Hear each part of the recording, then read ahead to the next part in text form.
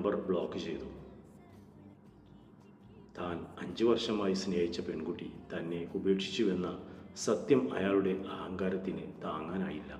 ദേഷ്യം കൊണ്ട് വിറച്ച മയങ്ക് ജൂലൈ അവസാന ആഴ്ച ദതിയയിൽ നിന്നും ബസ് കയറി ഇൻഡോറിലെത്തി.